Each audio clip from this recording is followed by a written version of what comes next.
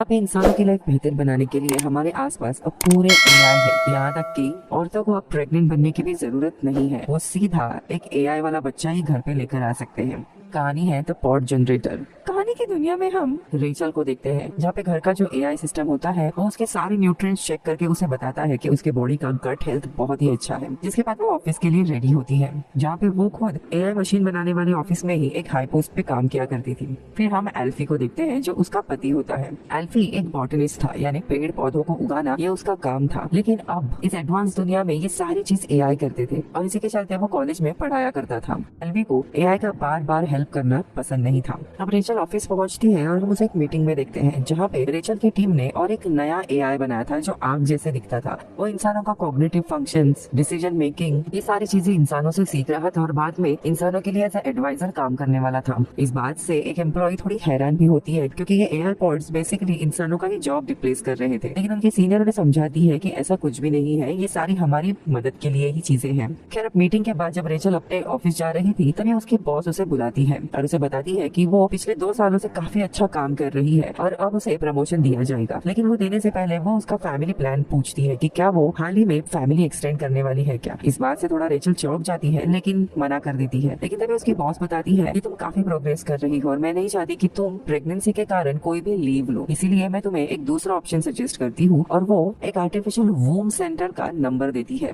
जो कि एक यूटेरस सेंटर होता है और यहाँ पर आर्टिफिशियल वूम की मदद से बेबीज पैदा किए जाते थे। ये सारी चीजें सुनकर रेचल थोड़ा खुश होती है, जिसके बाद इस वूम सेंटर में जाकर अपना नाम ऐड करवाती है। इसी के थोड़े ही समय के बाद रेचल को वहाँ से कॉल भी आता है कि उनके लिए एक यूटेरस अवेलेबल है।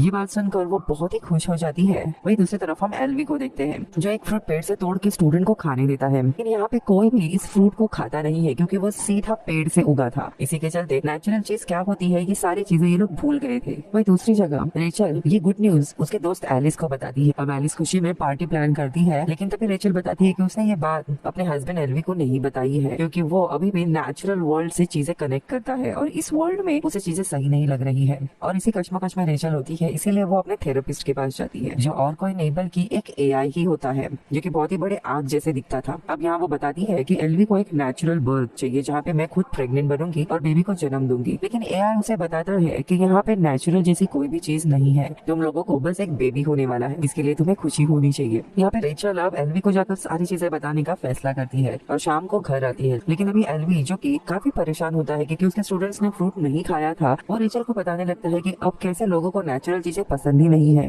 अब ये बातें सुनकर रेचल अपना मन बदल लेती है और वो एल्वी को इस बारे में कुछ भी नहीं बताती। अब अगले दिन रेचल वोम सेंटर में जाती है, जहाँ पे काफी सारे दूसरी औरतें भी आई होती है। हम वोम सेंटर की ओनर लीसा को देखते हैं, जो बताती है कि अभी बर्थ रेट काफी कम हो गया है और इसीलिए उन्होंने वोम सेंटर ओपन किया है लोगों की मदद करने के लिए, ताकि औरतों को कोई भी परेशानी से ना जाना पड़े। फिर वो इन्हें कैप्सूल दिखाती है, जिनमें 9 महीने तक बच्चों की ग्रोथ होती है और जब बेबी पैदा होने वाला होता है तब पेरेंट्स को सौंप दिया जाता है। आगे वो बताती है कि इन बच्चों को गाने, ऑडियो बुक या अलग अलग पॉडकास्ट सुनाने की सुविधा भी अवेलेबल है, जिसके बाद सारे पेरेंट्स को बताया जाता है कि कैप्सूल में जो बच्चे हैं उन्हें खाना कैसे देना है। दरअसल इन्हें बच्चे जैसे ही असाइन करते हैं, ये एक कैप्सूल अपने घर लेकर जा सकते हैं और 9 महीने के बाद इन्हें वैसा ही बेबी होगा। यानी कि यहाँ पे पेरेंट्स को बताया जाता है कि ये एक रियल बर्थ की तरह ही है। इसके बाद लिंडा रेचल से मिलकर उसे बताती है कि अगर ये प्रोसीजर शुरू करने के लिए तुम्हें एक डिपॉजिट फी भरनी होगी, जिस पर रेचल कुछ समय मांगती है, क्योंकि उसे पहले एल्वी से बात करनी थी। अब रेचल पूरा मन बना लेती है और घर जाने के बाद फाइनली वो एल्वी को बता देती है कि मुझे आर्टिफिशियल वोम की मदद से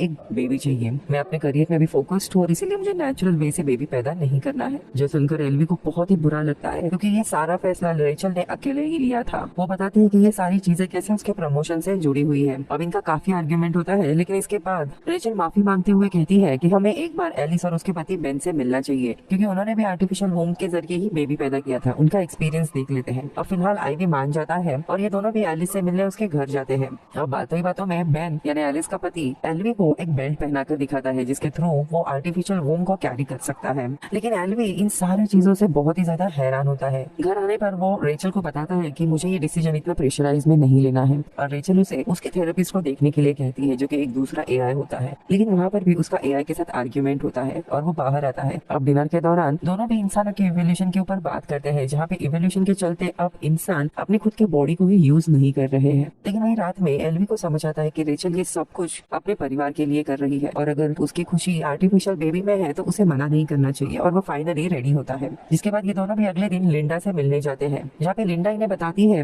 कि ये लोग अपने बच्चे को सिर्फ औरतों के एग से ही पैदा कर सकते हैं अनलेस उन्हें बेबी बॉय चाहिए। लेकिन रेचल फैसला करती है कि आईवी ही उसके बच्चे का बायोलॉजिकल फादर होगा और ये लोग जेंडर में नेचर के ऊपर छोड़ देते हैं। इसके बाद पूरी प्रोसेस इन्हें स्क्रीन पर दिखाई जाती है, जो कि सक्सेसफुल था, यानी कि अब 9 महीनों में इन्हें एक बेबी होने वाला था। आगे कुछ दिन जाते हैं जहाँ पे रेचल ऐप के थ्रू बच्चे से कनेक्ट करने की कोशिश करती है, लेकिन 6 हफ्तों तक बेबी की उतनी डेवलपमेंट नहीं हुई होती। लेकिन इसी दरम्यान रेचल को कुछ सपने आने लगते हैं जहाँ पे वो प्रेग्नेंट है और उसे एक बेबी होता है, लेकिन बेबी के बजाय एक अंडा था। अब ये सपने के बारे में वो एआई थेरेपिस्ट को बताती है, लेकिन एआई उसे समझाता है कि ये सपना तुम्हारी डिसीजन को वैलिडेट करता है, यानी कि तुम माँ बनने वाली हो और हमारे सपने हमारी रियलिटी नहीं दर्शाते, इसलिए तुम इन्हें इग्नोर कर दो। वही 6 हफ्ते हो जाते हैं और बेबी को हार्ट बीट आने लगती है, जिसके कारण दोनों भी काफी खुश होते हैं। अब सेंटर से इन्हें बेबी को बॉन्डिंग के लिए घर लेके जाने की इजाजत मिलती है। ऐसे 1-2 दिन के बाद एल्फी बेबी को स्क्रीन के थ्रू देखता है और उसे पहली बार एहसास होता है कि उसका बेबी इस दुनिया में आने वाला है। इससे वो काफी खुश होता है और धीरे धीरे उससे कनेक्ट करता है, उसे अक्सर कहानियां सुनाता है, उसे अपने गार्डन में लेकर जाता है। लेकिन वही दूसरी तरफ रेचल इन सबसे कनेक्ट नहीं कर पा रही थी। उसे लग रहा था कि कहीं ना कहीं प्रेग्नेंट होने का एक्सपीरियंस वो खो रही है। उसे पूल में एक प्रेग्नेंट लेडी भी मिलती है और तभी लेडी का बेबी किक करने लगता है और वो रेचल को पेट पे हाथ रखने के लिए देती है। ये एक्सपीरियंस देख के रेचल को बहुत ही अलग लगने लगता है और उसे अपने डिसीजन पे कहीं ना कहीं पछतावा होता है। अब ये दोनों भी एक दिन बच्चों की ट्रेनिंग लेने के लिए होम सेंटर जाते हैं, जहाँ पे हम एक आर्ट क्लास देखते हैं, जहाँ पे कोई भी बच्चा ड्रॉ नहीं कर रहा होता। इनफैक्ट वो कंप्यूटर को फीडबैक दे रहा होता है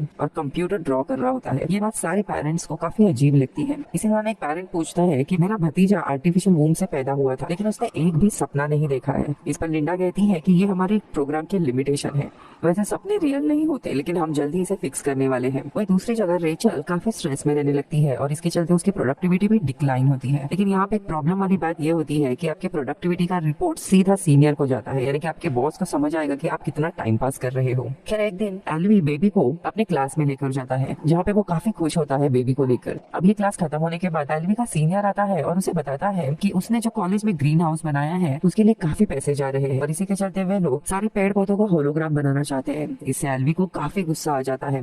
तो यहाँ पर रेचल को समझ नहीं आ रहा होता कि एल्वी बेबी से कनेक्टेड है, लेकिन वो क्यों नहीं। इसीलिए ये तीनों भी एआई थेरेपिस्ट के पास जाते हैं, जहाँ पे रेचल बताती है कि वो बेबी से कनेक्ट नहीं कर पा रही है, लेकिन वो एआई इस इमोशंस को समझ ही नहीं पाता और एआई कहता है कि शायद मुझे बेबी की थेरेपी शुरू करनी चाहिए और वो पॉड को उससे कनेक्ट करने की रिक्वेस्ट मांगता है। लेकिन एल्वी और रेचल को समझ आता है कि ये एआई एक इंसान नहीं है जो इस इमोशन को समझ पाए, इसीलिए वो लोग निकल जाते हैं। फिर अब एल्वी सजेस्ट करता है कि रेचल भी बेबी के साथ थोड़ा टाइम स्पेंड करे, इसीलिए रेचल बेबी को लेकर ऑफिस आती है, लेकिन उसका ध्यान नहीं होता कि उसने पॉड लगाया है और गलती से गेट पे ही पॉड के कारण टकरा जाती है, जिसके कारण सारे सीनियर उसे ऐसा देखने लगता है कि मानो उसने कोई गलती ही कर दी हो। थोड़े समय के बाद एलिस आकर उसे बताती है कि उसे बेबी को शायद घर पे ही रखना चाहिए था और वो उसे एक रूम दिखाती है जहाँ पे औरतों ने अपने पॉड्स को रखा था, क्योंकि वो बताती है कि ऑफिस में किसी को भी डिस्ट्रैक्टेड मॉम नहीं चाहिए। यानी ये ऑफिस भी पूरा एआई ड्रिवन होता है, यहाँ पे इंसानों के इमोशंस को कोई भी कीमत नहीं दी जाती थी। कुछ हफ्तों के बाद इन्हें पॉड को वापस से सेंटर में लाना पड़ता है। ऐसे ही एक दिन रेचल को वापस एक सपना आता है जहाँ पे वो अपने बेबी को लेकर समुद्र में रेत में चल रही थी और उसे ये फीलिंग बहुत ही अच्छी लगती है, यानी कि फाइनली वो बेबी से कनेक्ट कर पा रही थी और उसे समझ आता है कि इसके लिए उसे नेचर को भी अपनाना पड़ेगा और इसीलिए खुश होकर वो उठती है और एल्वी ने बनाए हुए गार्डन में आकर सारे पेड़ पौधों की खुशबू लेती है और एक पेड़ उठाकर नर्सरी में रख देती है और आईवी को भी ये बात अच्छी लगती है। फिर अब ऑफिस में रेचल के बॉस उसे वापस से पकड़ती है और पूछती है कि तुम्हारी प्रोडक्टिविटी इतनी लो क्यों हो रही है, क्या तुम्हारा बेबी सही है। लेकिन रेचल को ये बात सही नहीं लगती और फाइनली वो समझ जाती है कि वो चाहे कुछ भी करे यहाँ पे उनके बॉस खुश नहीं होने वाले, क्योंकि उन्हें इंसानों के रूप में ऐसे रोबोट चाहिए जो इमोशन को साइड में रखकर काम करे। अब देखते देखते बेबी 8 महीने का हो गया था और बेबी के साथ टाइम स्पेंड करने के लिए लोग पॉड को वापस घर लेके जाने की रिक्वेस्ट मांगते हैं, लेकिन लिंडा इन्हें कहती है कि वो पॉसिबल नहीं है क्योंकि इस स्टेज के बाद से बेबी के न्यूरो एनहांसमेंट की ट्रेनिंग शुरू होगी। तभी लिंडा इन्हें बताती है कि हम बेबी के ब्रेन से डेटा कलेक्ट करते हैं, ये हमारे रिसर्च के लिए यूज होगा। ये सुनकर हैरान रेचल कहती है कि ऐसे कोई भी ट्रेनिंग के लिए मैंने हाँ नहीं कहा था, लेकिन लिंडा हंसते हुए कहती है ये सब कुछ आपके कॉन्ट्रैक्ट में है, हम बेबी के ऊपर रिसर्च भी करते हैं और तुम्हें बेबी लेके जाने के लिए नहीं मिलेगा। और तो और बेबी की डिलीवरी भी 3 वीक से ये लोग प्रीपोन कर देते हैं क्योंकि यहाँ पर दूसरे पेरेंट्स की काफी ज्यादा वेटिंग लिस्ट थी जिन्हें पॉड्स की जरूरत थी। अब ना चाहते हुए भी इन्हें इस बात के लिए मानना पड़ता है। अब धीरे धीरे रेचल को समझ आने लगा था कि ये सब कुछ एक ट्रैप था। उसका प्रमोशन बोल के होम सेंटर में बेबी का एनरोलमेंट करवाना, इसके बाद एआई थेरेपिस्ट, यानी इस दुनिया में गवर्नमेंट या ऐसे सेंटर्स को ज्यादा से ज्यादा पैसा मिल सके। खैर अब ये लोग दुखी मन से निकल जाते हैं, लेकिन एलवी रुकने वाला नहीं था। वो वापस से सेंटर में जाता है और चोरी छुपे अपना पॉड चुरा कर लेकर आता है। रेचल भी इस बात से खुश होती है, लेकिन रेचल को उस रात भी सपना आता है कि वो एक मॉल में है और वहाँ से बच्चों को खरीदी कर रही है। अब उठने के बाद वो एलवी से कहती है कि मुझे इस दुनिया में अपने बच्चे को बड़ा नहीं करना है, मैं चाहती हूँ कि हम दोनों भी अपने बच्चे को नेचर के साथ बड़ा करें। और इसीलिए दोनों भी उनका जो कंट्री हाउस का घर रहता है वहाँ पे शिफ्ट होने का सोचते हैं। एल्फी भी इस बात से काफी खुश होता है, लेकिन एल्वी पहले लिंडा से मिलने जाता है और कहता है कि हमें होम बर्थ का प्लान करना है। मैं आपको ज्यादा पैसे देने के लिए तैयार हूँ, लेकिन बेबी की डिलीवरी 9 महीने के बाद ही होनी चाहिए। लेकिन लिंडा उसे मना कर देती है। अब एल्वी घर आता है, लेकिन दोनों भी फैसला करते हैं कि उन्हें यहाँ से गाँव वाले घर ही चले जाना है। और दोनों भी ड्राइव करते हुए काफी मजे से फाइनली अपने कंट्री साइड के घर में पहुंच जाते हैं, जहाँ पे ये लोग कुछ दिन बिताते हैं। वही देखते देखते 9 महीने पूरे होने वाले थे। अब एक दिन ये लोग बेबी को देखते हैं जो अपसाइड डाउन हो गया था, यानी अब कभी भी डिलीवरी हो सकती थी। इसी के चलते दोनों भी काफी खुश थे। लेकिन उसी रात अचानक से कैप्सूल का सिस्टम बंद हो जाता है, जो देखकर रेचल काफी पैनिक होने लगती है। लेकिन तभी एल्वी बताता है कि ये कैप्सूल 2 दिन तक बिना एनर्जी के रह सकता है और बेबी अभी कभी भी पैदा होगा, इसलिए तुम टेंशन मत लो। वही अगले दिन रात को कैप्सूल बीप करने लगता है, यानी कि अब डिलीवरी का टाइम हो गया था। लेकिन कैप्सूल खोलने के लिए इन्हें बर्थ कोड डालना होता है, जो कि इन्हें याद ही नहीं था। और इसलिए एल्वी काफी ध्यान से पॉड को